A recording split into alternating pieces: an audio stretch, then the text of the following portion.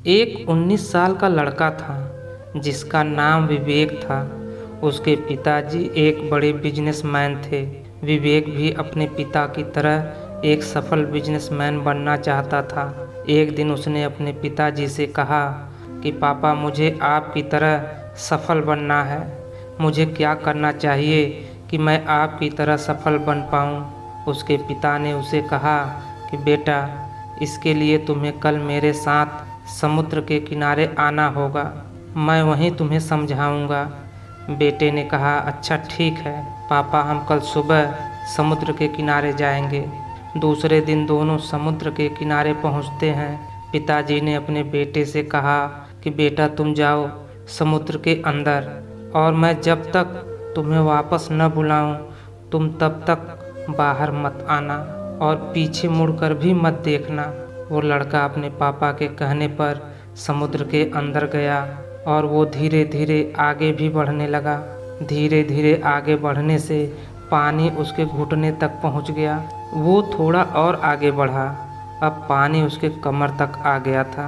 उसे अब बाहर निकलने का मन हो रहा था, लेकिन उसे अपने पिता की बात याद आती है कि मैं जब तक ना बुलाऊं तुम बाहर मत आना।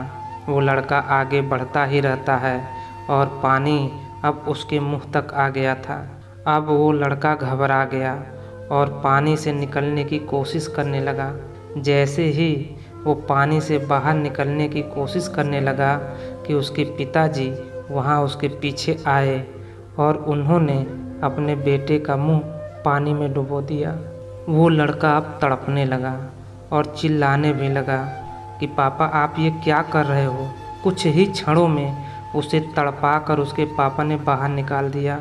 अब बाहर निकलने के बाद उसके पापा ने उससे पूछा कि बेटा, मुझे बताओ कि जब तुम पानी में थे तब तुम्हारे मन में क्या विचार चल रहा था? बेटे ने कहा कि पापा, तब मेरे मन में बार बार सिर्फ एक ही विचार आ रहा था कि मुझे कैसे भी करके बस सांस लेना है। उसके पिता ने उसे समझाते हुए कहा कि बेटा, जिस दिन तुम्हें अपने लक्ष्य के प्रति भी इसी तरह एक विचार आने लगे कि तुम्हें बस सांस लेना है, तब उस दिन तुम सफल हो जाओगे। हमारे साथ भी ऐसा ही होता है। हम सभी अपने जीवन में सफल तो होना चाहते हैं, लेकिन आगे बढ़कर उतनी मेहनत नहीं करना चाहते।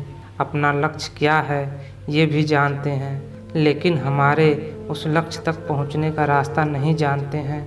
लक्ष्य तक पहुंचने के लिए विचार के साथ साथ कड़ी मेहनत ज़रूरी होता है। तो दोस्तों, यह थी हमारी आज की कहानी। आपको कैसी लगी हमें कमेंट करके ज़रूर बताएं, और ऐसे ही मज़ेदार कहानियाँ सुनने के लिए हमारे वीडियो को लाइक करें और चैनल को सब्सक्राइब करें तथा घंटी वाला बटन दबाकर ऑल पर सेट कर दें। धन्यवाद।